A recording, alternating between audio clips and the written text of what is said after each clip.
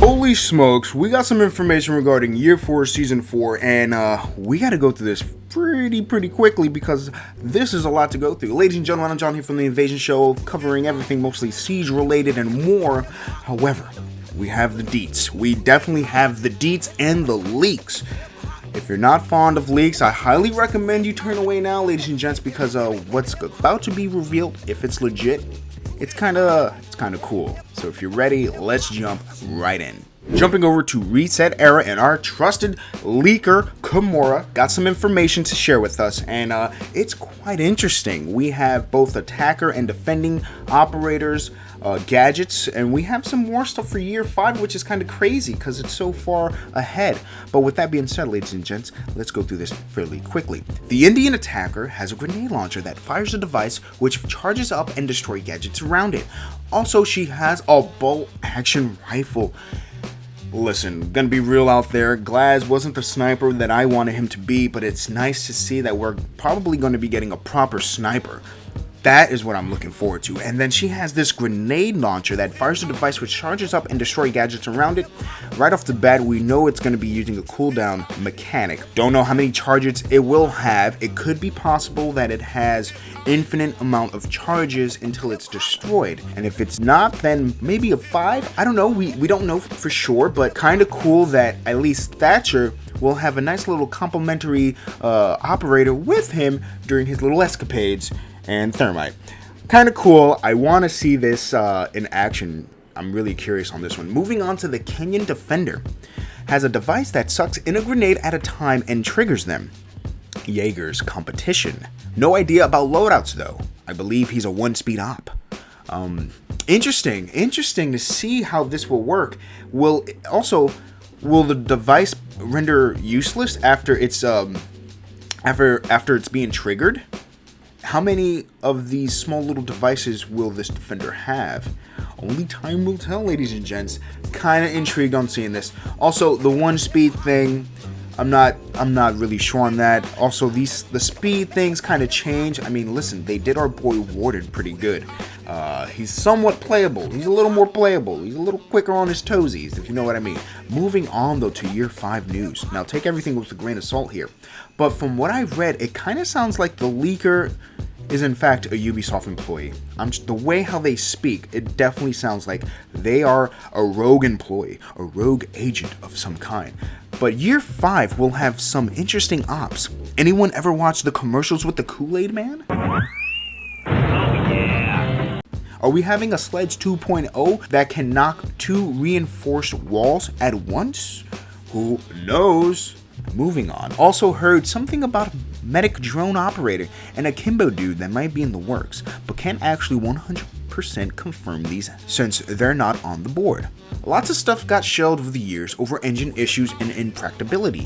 For example, we had a shield with a stun in mind that would throw back people, but with the way shields are, we felt it was wise to not pursue it at the moment. Flamethrowers, light beams, and other wild ideas are held back by the engine for now. A medic drone would kind of be neat, and that'll be cool. So, akimbos, are we talking about dual weapons Call of Duty style? I hope not. I hope we don't see that anytime soon. Keep that away from Siege as far as you can. We don't need some dual wielding maniac running around, okay? And about this shield with this stun that will throw the enemy back, well, we kind of see that with Nomad and her air jabs.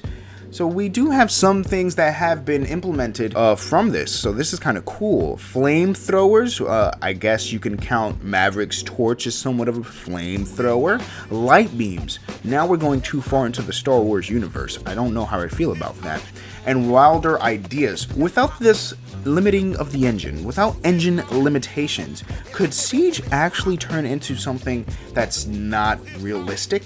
It's what I'm getting here. I'm getting the vibes that Siege could turn into something totally different if they weren't limited by the engine. Anyway, let's move on. New stuff as well for the rest of the ops. An alarm gadget for defenders and a small thermite charge for attackers. The Chanka rework is coming soon. He'll no longer need his turret and has a new interesting play. Finka is being looked at being turned into a proper medic down the line. Half reinforcement walls are being studied, but not a sure thing. We've known that this alarm gadget was been teased during that high-res photo of Harry and the board behind him. We can see that the alarm gadget's there, which is kind of cool. And we might see that small thermite charges were there as well. And I totally didn't put two together that attackers may have small charges now, thermite charges. What will that do for thermite? How small of these holes will be created? Just for one attacker to go through, or just small enough just to get a line of sight going through? I don't know, but I'm really interested how that's going to be working with thermite himself. Half reinforcement walls are being studied. I guess when you're going to implement small thermite charges, the debris is going to be a big factor. Tachanka rework, we've all know he was being reworked. We all know that he needs a rework. So his new play, maybe he won't be an anchor. Maybe he won't hold line of sight. He can be a roamer from now on. Him and Capcan can be the roaming duo. I would love that because I love Capcan. It's just that Capcan is just not strong enough. Give me something like Capcan. Hopefully you can do it with the Chonkies. So the medic down the line with Finka, if it's going to stop people from complaining about global operators still, then hell, do it. I'm all cool with that. And the walls, I believe after Ella and Cav elites is Buck. Remember, elites are determined by how many people play those operators. And if you guys haven't seen Caviera's elite, which I haven't, so I recently looked it up, and holy smokes, I will zoom in for you guys on that.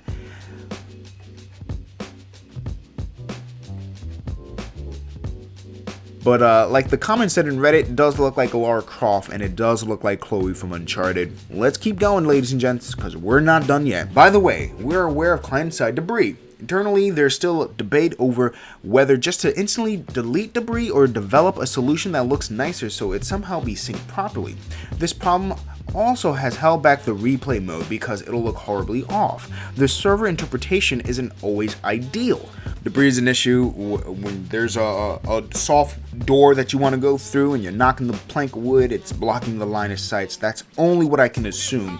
They're going to be properly fixing that. And also, if the small thermite charges are indeed a real thing, they will have to look into the debris because there's going to be more operators with thermite charges creating more debris on the environment. So what are you going to do, Ubi? I say upgrade that engine.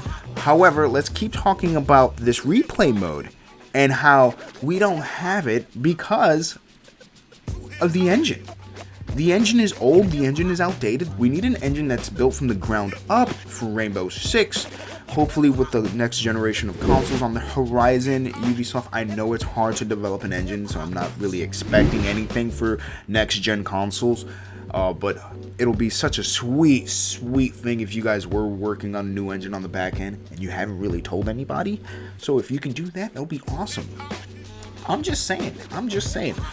Also, lighting and camo. Recently, camo has been a big deal with some pro players.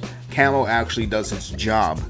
People are actually hard to spot with certain camos, which is kind of ridiculous if you ask me, because that's the purpose of camo. But apparently, it's a little too much, so they're really looking into that. Quarantine now. What do they mean here with quarantine? If you don't know, Ghost Recon Breakpoint didn't sell so hot, so much so the CEO of Ubisoft, Yves Guillemot, if I'm pronouncing that right, please let me know. But he stated something along the lines they weren't really happy with the sales Ghost Recon Breakpoint, so they're gonna halt some of their future titles right now at the moment, and they're gonna really like take a look. Is this high enough quality to release, or then is this a cookie cutter game? Because that's the term we're all using when it comes to Ubisoft. Every Ubisoft game kind of looks the same. They all share, similar assets. It's about time. I was getting a little tired. This is why I haven't picked up The Division 2, because it feels samey, and Ghost Recon feels samey. And they're using these practices with microtransactions. I hope they do change the way how they develop their titles. I'm just tired of the Ubisoft way. It's getting a little outdated. I'm just a little tired of it. Anyway, ladies and gentlemen, I am still excited for Quarantine because I have a feeling it's still going to tie into Rainbow Six. We are going to see some of these operators cross over. So I'm still excited for Quarantine. I just hope it turns out to be a good game. Anyway, ladies and gentlemen, I'm sorry for this video because I know it's super long, but I just had to get this information out there. I know I'm a day late. but forgive me. Let me know your thoughts on everything out there. Did I miss something? This is a nice little chunk of information. What did I miss? Let me know down below. What are your thoughts on the new operators? Your thoughts on the attacker and the defender, and some year 5 stuff. Remember, take all this with a grain of salt. Ladies and gents, this is all I have for today, but keep in mind, I will update you as more information drops through the pipeline. With that being said, if you liked the video, please give it a thumbs up. If you didn't like the video, well then you didn't like the video. If you want to help support the channel absolutely for free, all you got to do is click on that bell notification icon, and we're still smashing that subscribe button. Are we still dropping the elbows from the top rope? Ooh yeah, like the Macho Man. Ladies and gents, I'm John from The Invasion Show saying peace, chicken grease.